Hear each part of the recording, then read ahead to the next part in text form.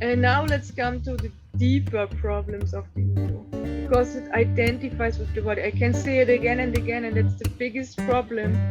And when you consider rebirth, in that case, in some religions it's abolished, but it actually comes from ancient time, and it was actually, even in early Christianity, it was included until Augustine has abolished it. About in the year, I think about 400.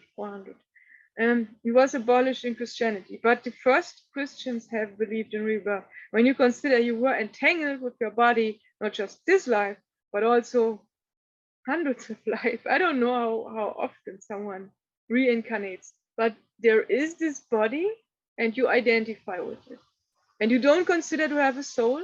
Actually, you have this body just in this life, just you consider this life and you want to save it and you want to feed it, and but this is just a very small part. I have said it in the other videos too. There is something bigger, which is actually, I don't know, it's endless or so, because there is no time in the other dimensions. When you die and you go in the other dimension, there is no time. We just count in time. So, but when we take it and say, okay, there is no time, but when we, for this example, consider there would be time, there would be kind of eternity time. Let's say eternity is 1,000 years. It's often spoken in religion, so, but it's more as endless actually. But let's say when it's 1,000 years, even then 80 years appears small, but we just focus that 80 years to make it a good one, and we don't focus that there is something more, and maybe we should also focus that. And that's the problem. And we identify not just with the body, but also with the life story, and that's a big problem. Many people suffer so much because they think always about their past life. I mean, just this life. They had any negative experience and they say it again and again to other people, and they love to tell it.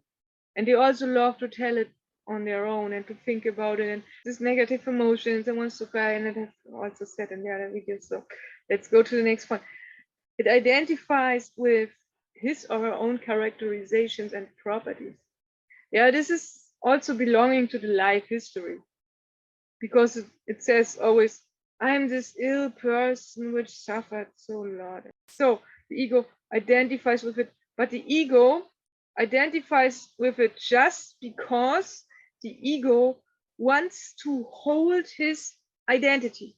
The ego wants to keep this negative identity, because when you suddenly want to go out and want to free yourself from that negative stuff, the ego has to go away and has to leave you.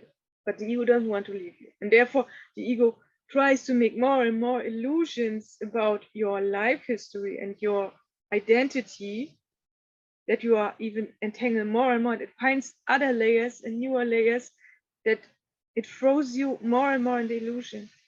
Not just you, because you are almost out, therefore you have found this channel, but most of the people, when you consider, they are all entangled and believe so strongly that this is all true, what's about their life story, and that's so important, as everything is so important. We can't let it go, and that's the big problem. The ego always wants to keep that identity, even if it is bad, even if you have a bad life. But also good ones want to keep that, from rich people and so. But as you can see, even rich people are suffering. Research reports say that the richest nations or the richest people have the highest rate of depression, are not happy.